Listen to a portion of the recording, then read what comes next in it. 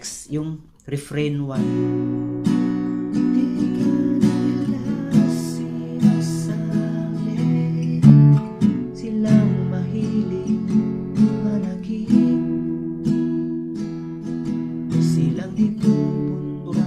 Ituloy mo lang by Shackle. Bale, yung ituturo ko lang sana dito ay yung kanyang plucking intro. Pero dalawa kasi yung nag-request nito. Yan si Timbalero at si Carlo. Okay, bale ang gusto ni Timbalero ay yung plucking intro niyan. Pero ituro na lang natin lahat. Pabo natin nasa second fret ng ating gitara. Yung unang part ng intro niya, di ba, nagpa-plucking muna siya doon. 3 chords lang yung ginamit doon. Ganito siya.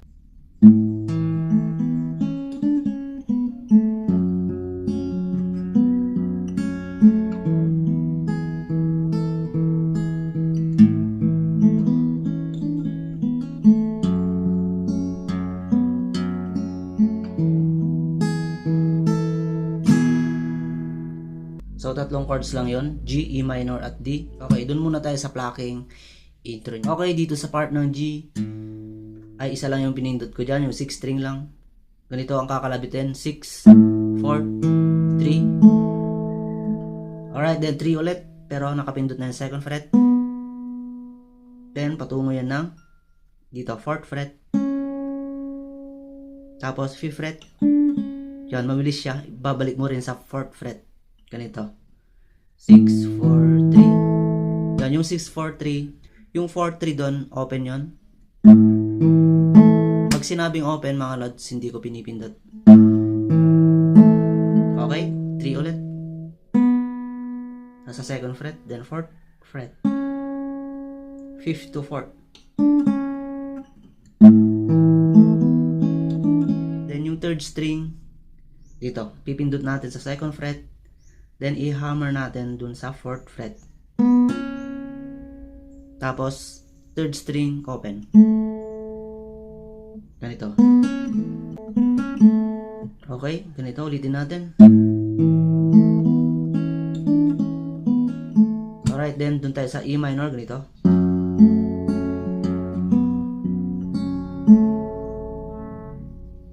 Okay, position nyo ng E minor. 6, 3, 2. Tapos, bass ulit, 6. Tapos, yung 3rd string, yan, nasa 2nd fret. Ganito siya, okay?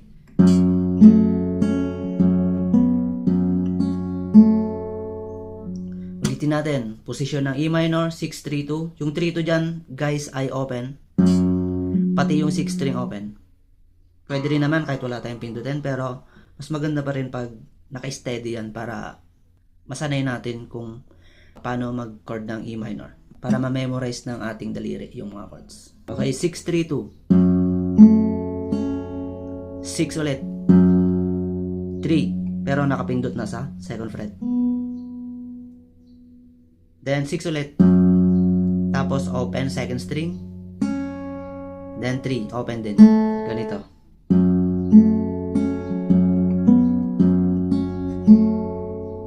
Okay, ulitin natin. 6, 3, 2. 6, 3. Yun, 3 nakapindot na. Then bass ulit, 6. Tapos 2, 3, open.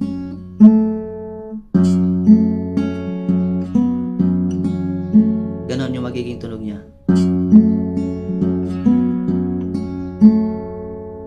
Tatlong beses akong nag-bass dito sa E minor. Okay, doon tayo sa part ng D. Dito guys ay 4 times akong magbe-bass. Yung 4th string yung bass, ganito.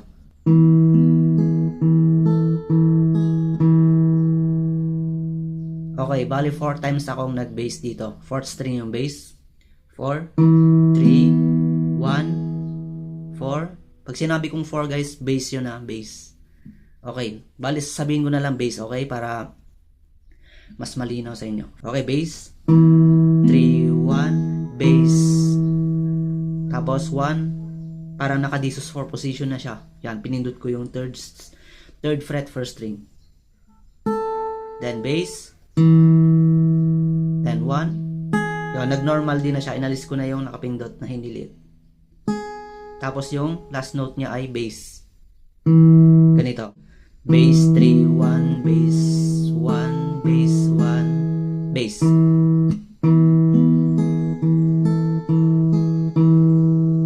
Okay, isa pa. 4, 3, 1. 4, 1, pero nakapindot sa 3rd fret. 4 ulit. 1. Yun, normal din na. Then yung last note ay 4.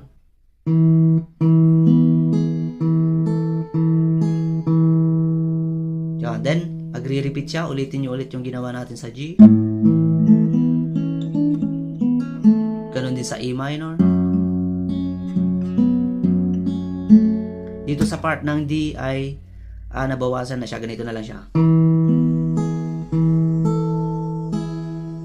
Okay, bali dalawang bass na lang akong nag-bass doon. 4, 3, 1, 4. Tapos, yan, this is 4 position. 1, tapos aalisin mo rin. 1.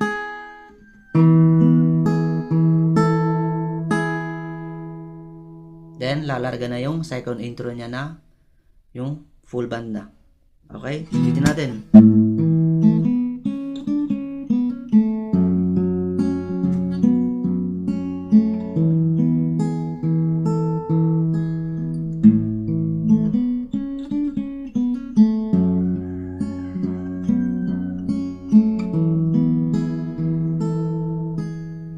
Okay, ganito naman yung kanyang strumming. Bali mag-strumming na siya dito.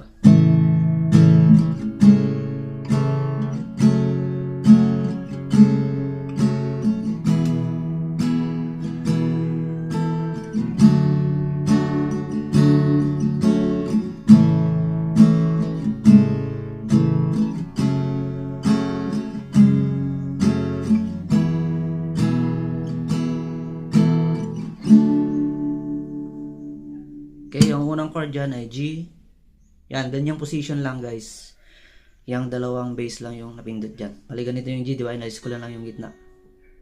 Emphasize nyo yung strumming dito sa mga 6, 5, 4, 3 na string. Okay, down, down. Tapos, ito, 4th string dito, 4th fret. Gamitin nyo na yung hililit nyo. Kaya kung sanay kayo sa ring finger, pwede. Pero ako, yung ginamit ko ay yung hililit, pinky finger ko. Ganito.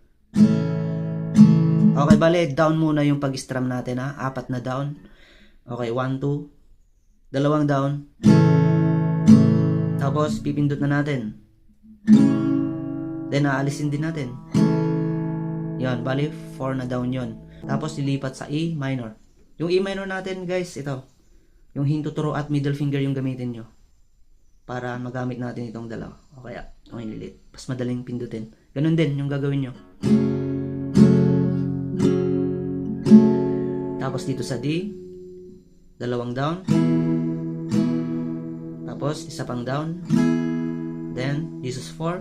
Yan, ipipindot nyo yung hinilit. Ganito. Tatlong down. Tapos this is 4. Then C. 1, 2, 3. Tapos yung pang-apat na down ay i-remove natin yung into throw. Yan, magiging open. Ganito. Okay, isa pa. Ulitin natin.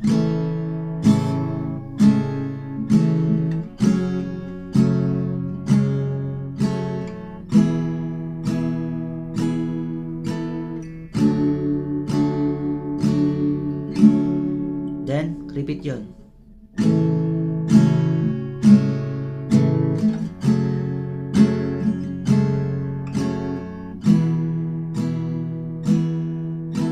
Tapos dito sa last chord na C ay isang strum na lang. Ganun lang. Okay, ulit-ulitin nyo guys kung hindi nyo nakuha. Okay, yung chords niya madali na lang to. Yung chords ng verse niya ay G, E minor, D at C. Ganito. Okay, nandyan yung lyrics. No, ang pag-strum dito sa G, guitar muna nag-i-strum siya. Tapos ganito.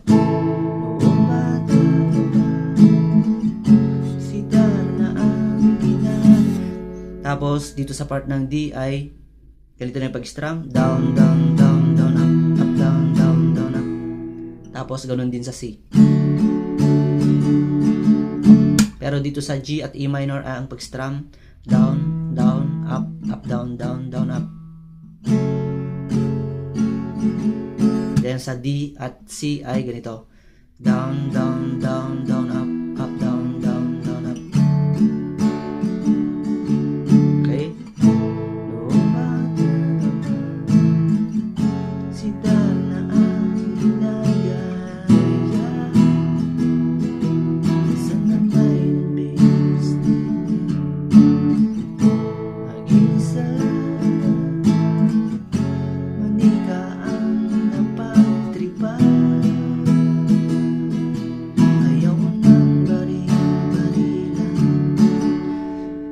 Then next, yung refrain 1 niya ay ito, A minor siya. Tapos D. Okay, ulitin natin. Okay, play natin.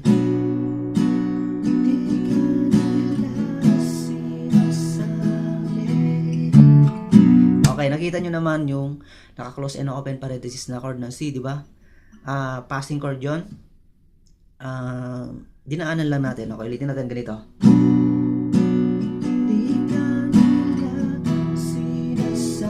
Okay? Yan, ganun siya. Then, A minor ulit.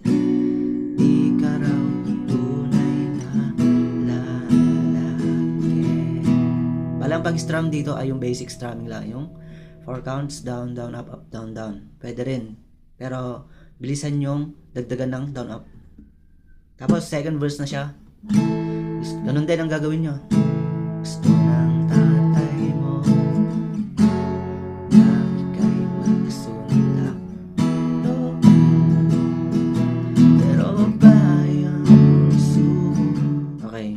Kahit lunurin ka, wala rin ang pala sila.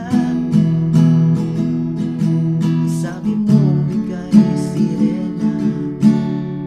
Tapos second refrain. Huwag kang mag-aalala, matatanggap ka rin nila.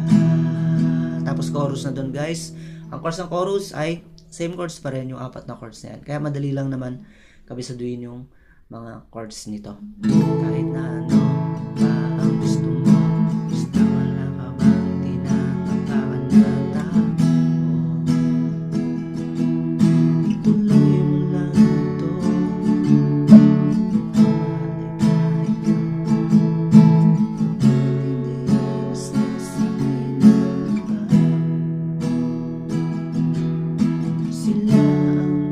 Okay, doon sa last C ay isang strum lang. Sila ang may problema.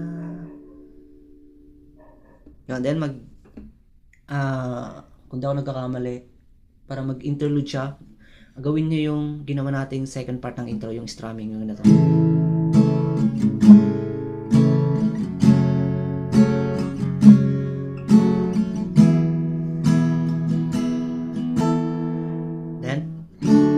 Isang round lang ata yun. Tapos third verse na siya. Play na lang natin. Walang pumapansin sa natatangi mo. Di kasi natin siya pwedeng kantayin ng mga lods kasi makaka-copyright tayo. Gawin madalas ka pa naitin,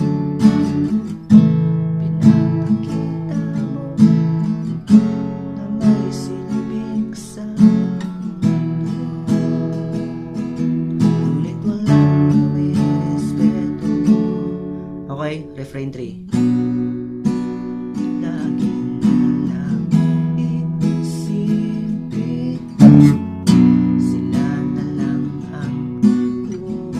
Chorus ulit mga lods. Tapos ng chorus ay instrumental siya. Gawin nyo ng 2 beses yung 4 chords na yan. Tapos ulitin yung chorus. Then dun sa outro na tayo. Yung outro nyan, same chords din naman siya. Okay, ganito. Yung silang nanlalait. Silang nanlalait. Silang mahilig manakit. Silang di pupunta sa langit. Ang niyan ay pare-pareho. Yung basic, yung ano lang, smooth nyo lang, no? Down, down, up, up, down, down. Okay? Silang lumalait, silang mahilig manakit, silang di... Tapos yung last chord na C ay isang strum na lang down, ng down. Silang di pupunta sa langit. Okay? Yun lang mga lods, at maraming salamat po. Bye-bye.